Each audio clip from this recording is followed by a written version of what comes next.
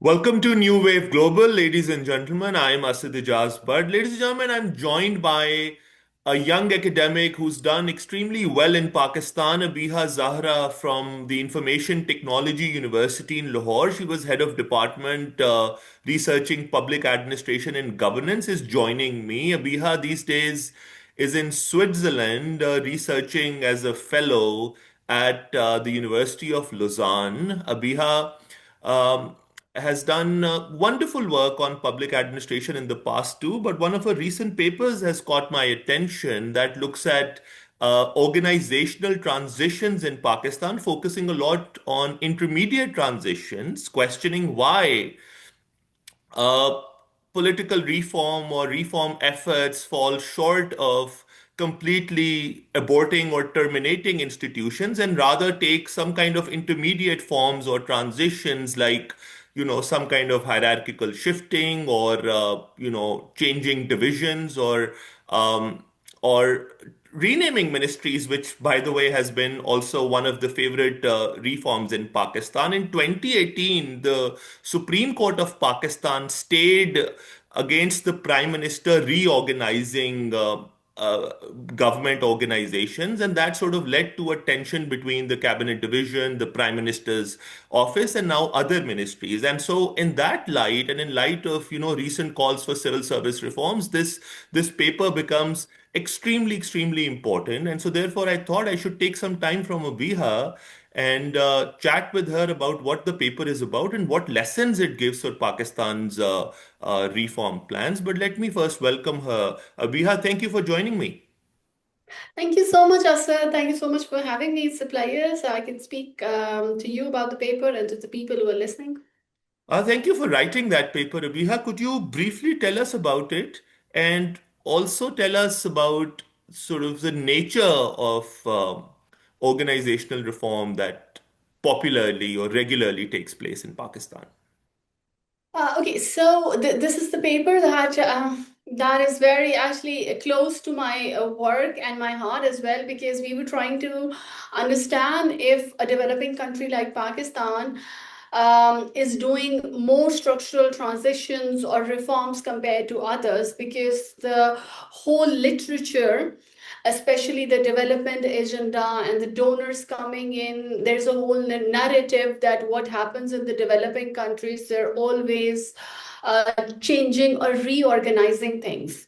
And the idea behind reorganizing is that, for example, this structure is not working, so let's revamp it and see if that works. And there's also very interesting narrative that when you are doing as a politician, you are doing these kind of changes, it gives an impression that I'm working, I'm trying really hard to make things work. So I'm reshuffling. So I give a very interesting example that I picked from another fellow academic, that government is like, you can think of a Lego blocks, and think of it like a structure, a government. And what happens is you can organize the Lego blocks in any way, which is not necessarily similar to what is given on the box of the Lego that you bought. And government reorganizations and reforms is also like picking the blocks and putting them one place or at the other place, and then expecting that this might look better or this might perform better. And the whole idea that this paper argues is that developing countries are under performance pressure compared to the developed countries. So when things are not working, you try to fix them. And when you try to fix them, you start making changes, and changes are not always massive. When we say reforms, when we hear them on the news, or when we hear journalists or academics talking about them, there's usually an impression that when a politician is saying, I'm reforming the system, it's going to be huge, it's going to be a very big change, but it's not always very big changes. It's just simply, maybe, as you said, changing the name of the organization. Or the favorite thing that happens in Pakistan, based on my findings, that they pick one organization from one ministry and then place it under another ministry, or merge two organizations. Yeah. So horizontal changes are the most evident. Yeah, changing the So divisions basically under ministry. changing the divisions, that Yeah. sometimes the ministry is Hmm. being changed, or you put So you're just putting it from here and then placing it there. So maybe under that ministry, it would start working better. So in this paper, we tried to compare what happens in Pakistan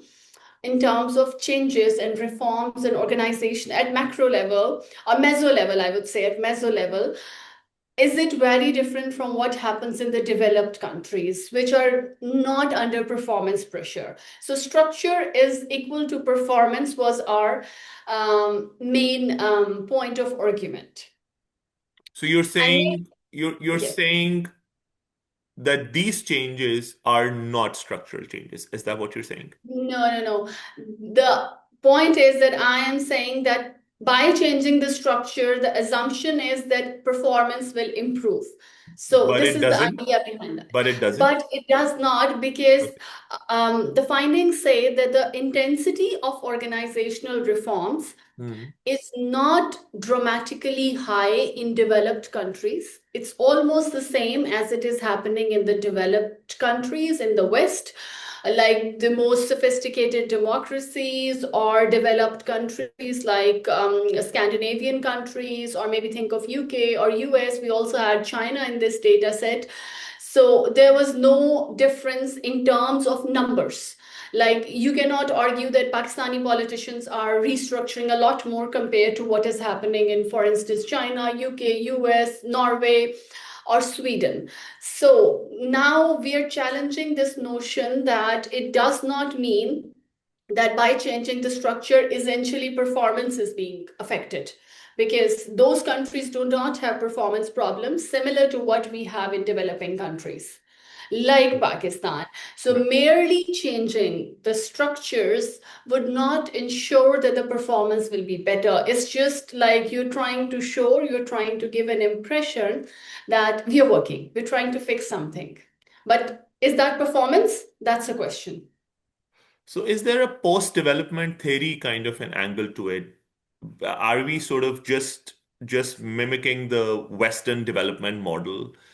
And is it, do you look at that side of the de influence on developing countries to continue sort of restructuring, even if those restructuring efforts are just outrightly cosmetic? Yes, I think this is a very interesting point, and there is a lot of argument whenever we speak about restructuring. There's an assumption that maybe there's a donor coming with a hammer in their head, in their hand, and telling us to do this and to do that. So, based on whatever I have worked and what I hold very strongly, based on real empirical analysis, that it is not always the donor-driven agenda. It is, but it is not always as a whole a donor driven agenda, because if you look at the type of changes in this paper, I have like numbered the types of changes, and we had this very data set. It's a very comparative data set, so I could see what is happening in other countries, like these horizontal shuffles of changing divisions and changing ministries. This does not happen in the West as frequently as it is happening in Pakistan. So there are so many things that are very internal to our context. There is something that is happening with very high frequency, and in one of the other papers I also studied that these kind of changes are usually very high when the government is coming in or about to leave. Hmm. So again, the performance pressure. We're coming in, we try to restructure, we're trying to tell you that we are going to change things. And then when we are about to leave and it's the time for the next elections, we're going to tell you that look, we're still trying to fix things. And that might be a problem if the next government, incoming government, is going to continue with these changes, or they have opposition leaders, or they have alliances where they are going to make new ministries for their, I mean, how do you call them? I'm forgetting that word, basically. So, for political restructuring, they're going to give ministries to certain allies. So, they have new ministries or they are merging ministries.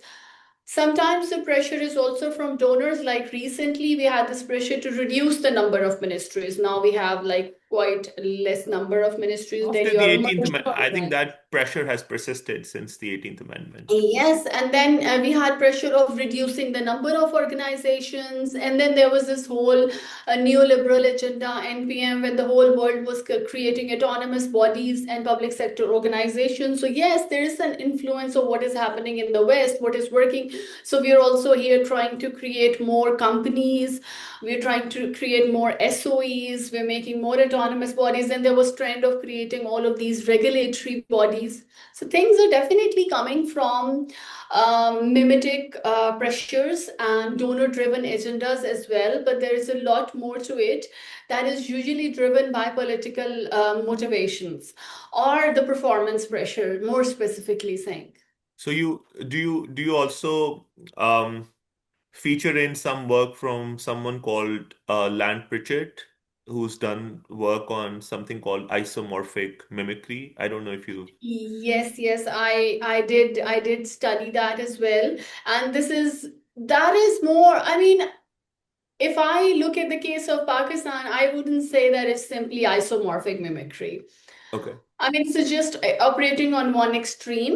Yeah. But yes, there are pressures because we have a lot of donor-driven agenda in Pakistan because we're getting money from them. And when someone is giving you money, they need to make sure that you will be able to give them the money back, and they're going to make sure that okay, you reorganize your structures like this so that you have less cost and maybe other things. But another very interesting finding was that even though we had all these pressures from it has been a while that there is a pressure that reduce the number of organizations, there should be less, but I have studied it from 1947 till now. The total number of terminations were merely 8 or 10. And when I say terminations, it means that organizations were fully closed.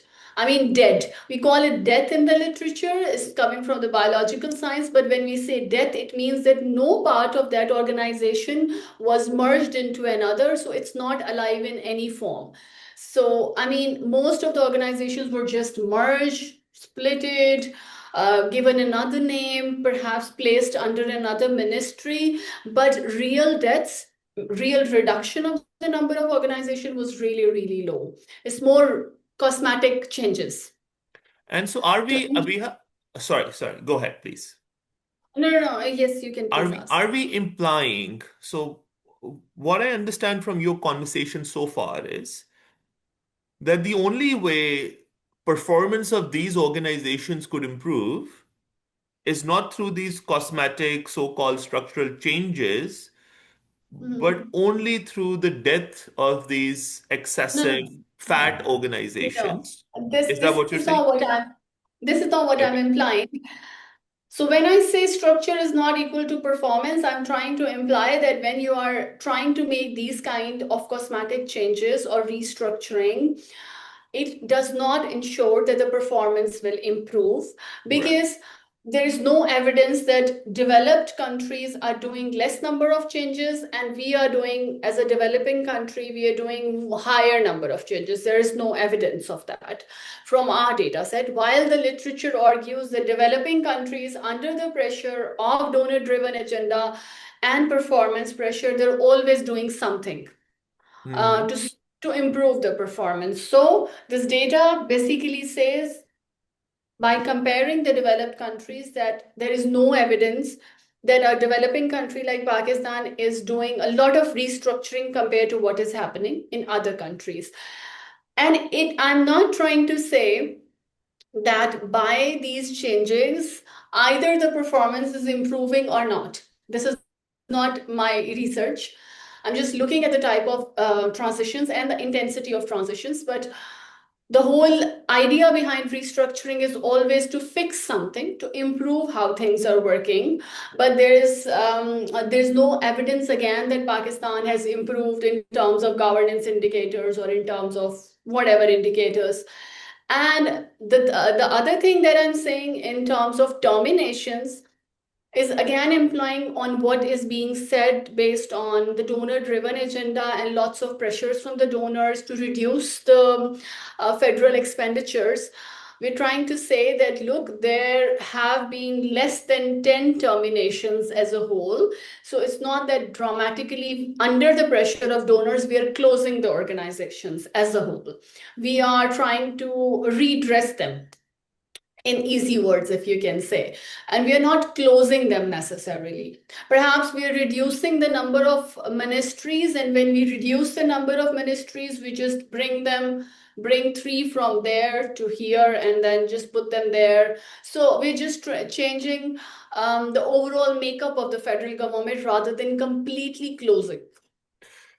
I understand that, but just for my audience, I understand that this is not a policy oriented work, and you're not perhaps maybe making sort of policy suggestions as such. But my audience would still be interested in knowing what actually works. If not renaming ministries or redressing it, as you call it, which is a word I really liked and I'll borrow from you to quote it in the future. But if it's not just redressing or not renaming ministries or changing sort of hierarchies within organizations or um, putting one division now under another ministry and so on and so forth.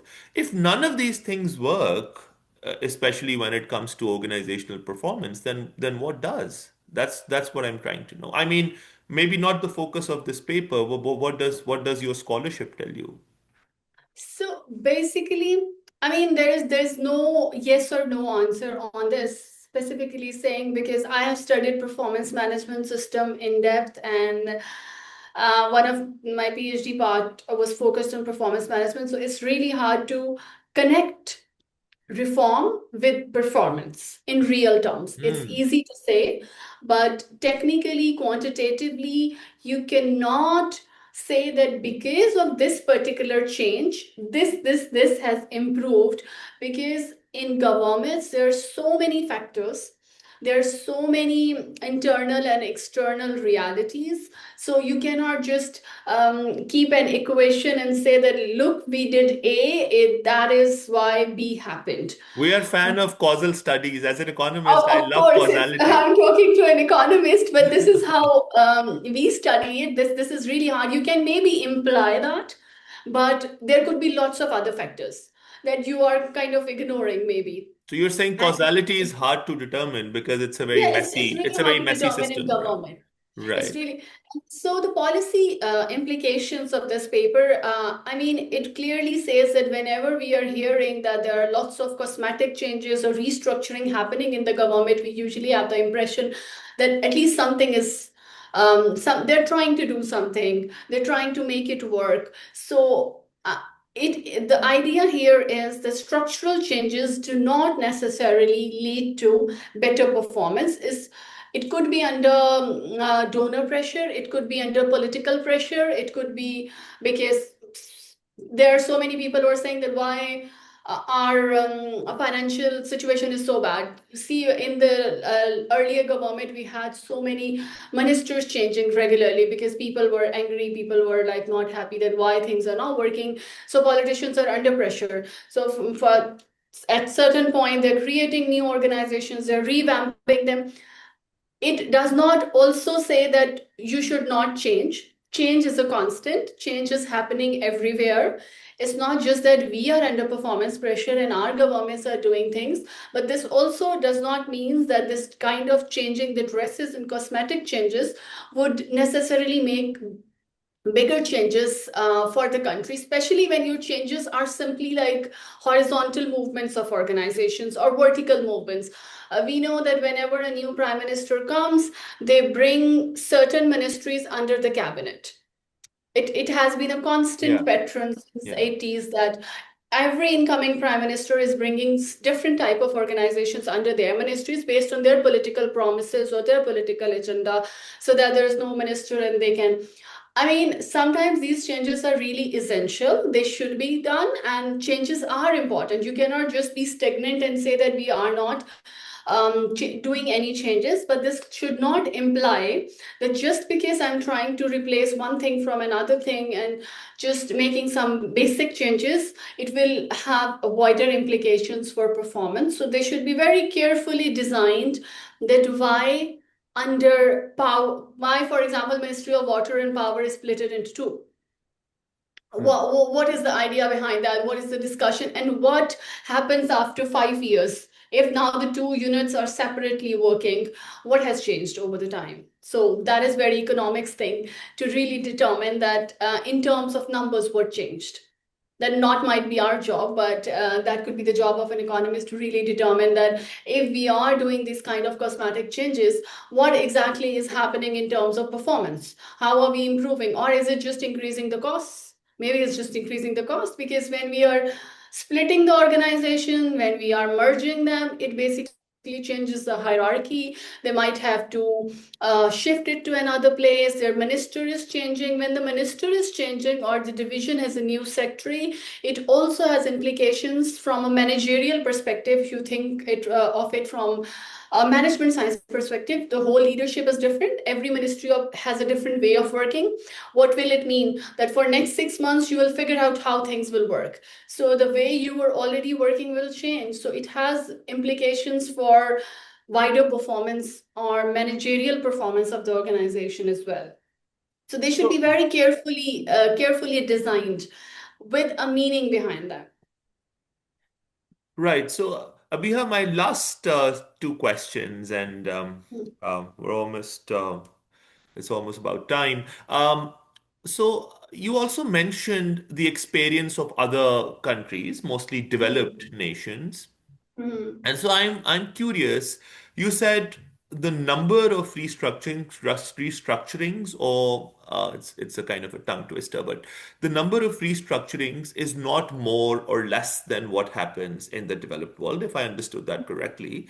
And Yes. so if that intensity does not vary across the developed and the developing world, then is it that in the developed world, when they reform, are they sort of more comfortable in closing the shop as the case is in the developing world? Is that what we're saying here? Okay, I think that's a very interesting point to argue about. It's not always that. Overall, in public organizations literature, if you study public organizations and if you just Google death of public organization or termination, if you use the word of terminations, Hmm. you'll find a huge literature from 1976 who have been trying to study if public organizations are really closed, and Right. around the world the number is really low. So we're not Public off on organizations, that part yes, either. public organizations once Okay. created stay. They Okay. tend to stay. They Okay. have a longer biological life. They might change their appearance. They might move to a new house, but they stay.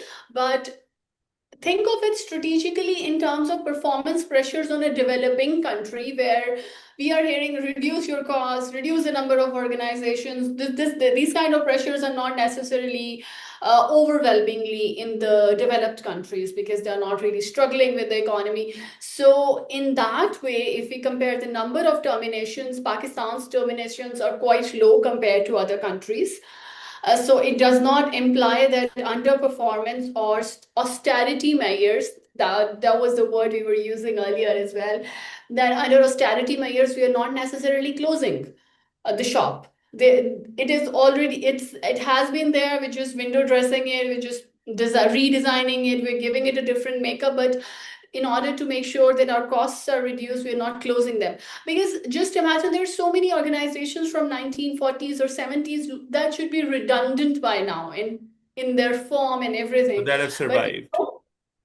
exactly, they have survived. They may be merged in some other unit. They may be under different ministry.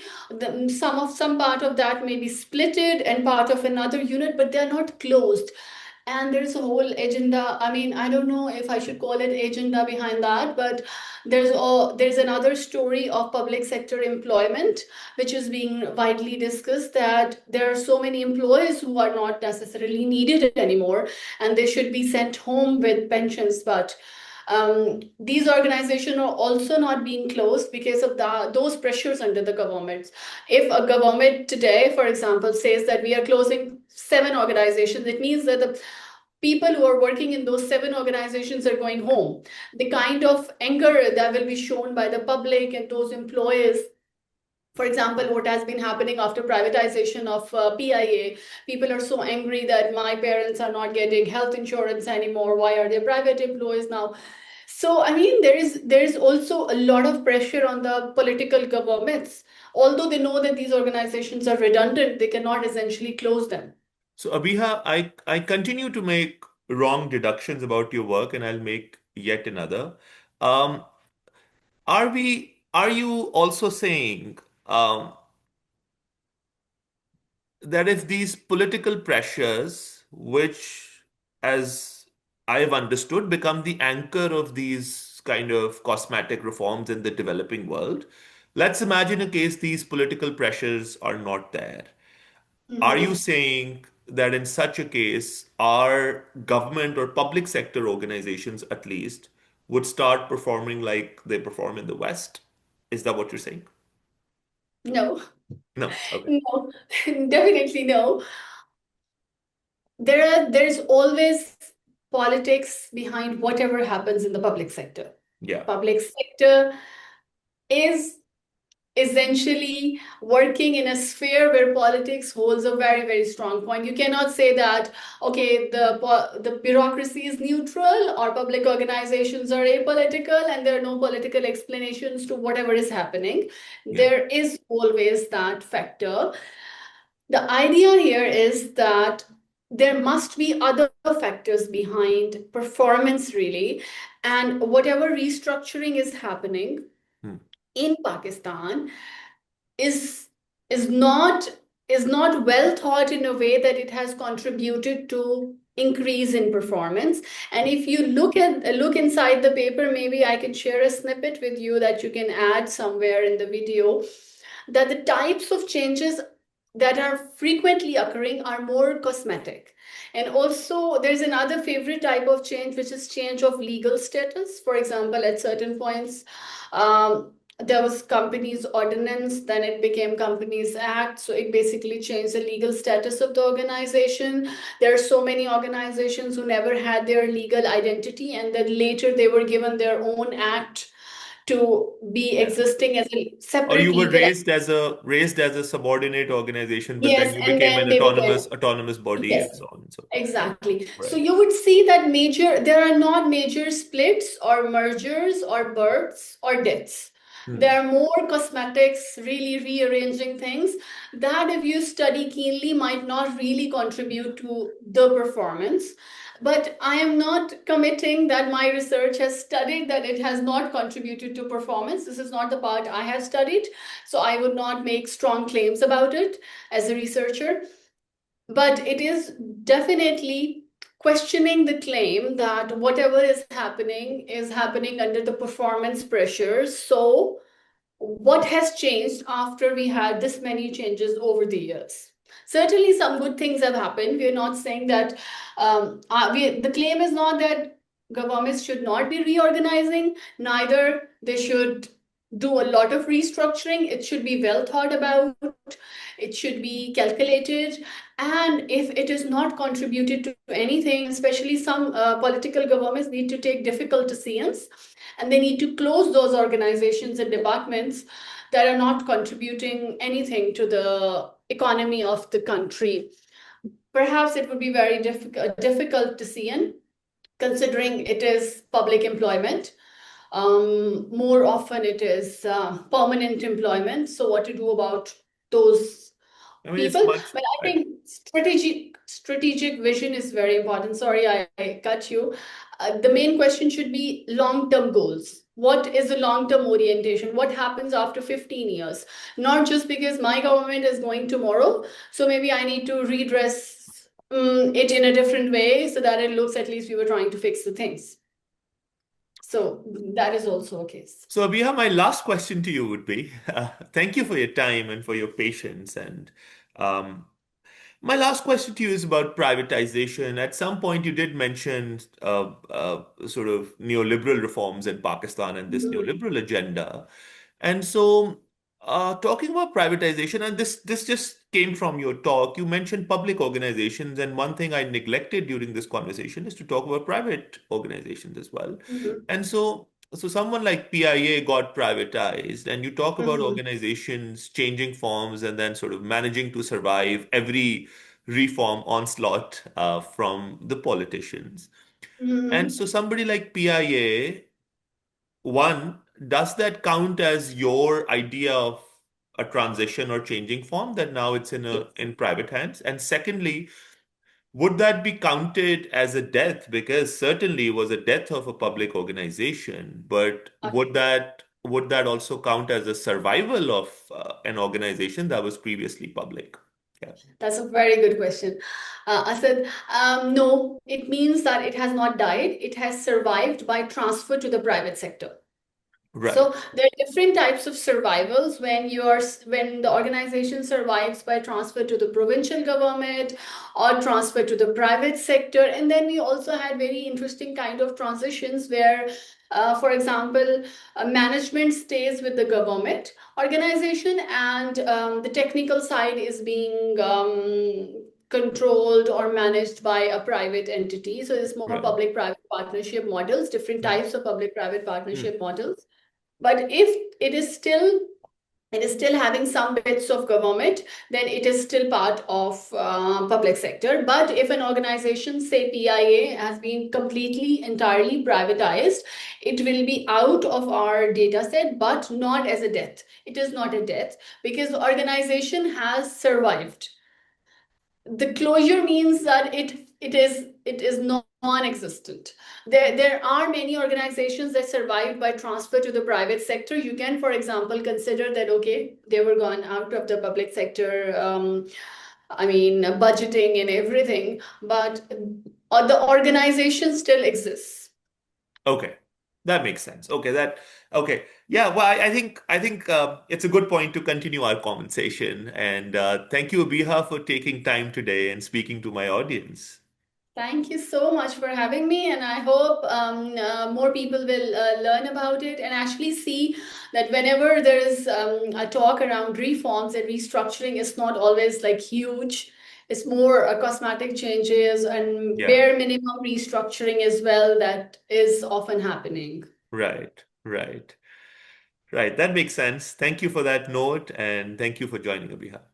Thank you so much. Bye.